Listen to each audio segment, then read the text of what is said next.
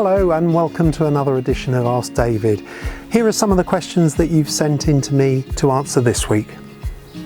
Firstly, Marie has contacted me to ask whether she should dig out the perennial weeds in her meadow. So she's got things like dandelions and bulbous buttercup, and she wants to know whether she should get rid of them. Well, Marie, this is really a case of one person's weed is another person's wildflower, because if you go into meadows and hedgerows around the country, you'll find both of these plants growing wild.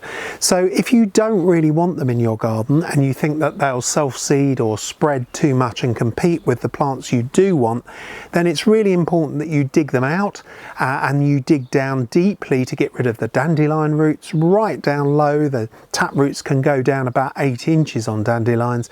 Make sure you get all of that root out, and then they shouldn't come back, although they will self-seed from next door probably if they've got dandelions. So you see, nature will eventually out, but in the meantime, get on and dig those weeds out of your garden. Kerrie's got in touch to ask about an olive. She's bought a young olive tree. It's only about 1 foot tall. She says she lives in Essex. There are plenty of big examples of olive trees growing really well there, and she wants to know what she should do with hers. Well, I would be inclined, Kerrie, to grow it on for a couple of years in progressively larger pots, probably about 4 to 5 years in a container to get it up to a larger size, because then it will be more reliably hardy. All the while it's growing in a smaller pot, if it does get very, very cold during the winter, then you can always bring it indoors for short spells of time. If it was planted out into the garden, then it would have to take its choice. After about 5 years, as I say, it will be quite a large plant, and then you can pop it outside and grow it out in the ground, probably in a nice sheltered sunny spot where it will do really, really well. Gemma's sent a photo in to ask David. She says she wonders what this tall, statuesque plant is. Well, it's Echium pininiana, Gemma, and it's a short-lived perennial or sometimes biennial plant. You tend to grow it from seed. It makes vegetative growth in the first year, then hopefully it will flower in the second. If it doesn't flower in the second year, it will get slightly bigger, and then in the third, possibly even the fourth year, it will flower its socks off, set seed, and then die. So you need to save some of that seed and have some young plants coming on all the time. Now, it's not reliably hardy in most parts of the UK. It needs to be grown in a really sheltered spot, and in the first few years I would grow them in large pots so that you can be sure that in cold weather you can bring them under cover so they survive the winter. Now, in common with a lot of other readers, Marianne has got in contact with regard pruning camellias. She wants to know what's the best time to prune them. She's got one plant that's a little bit misshapen and perhaps a little bit weak in its growth, and one plant that is huge and really needs taming.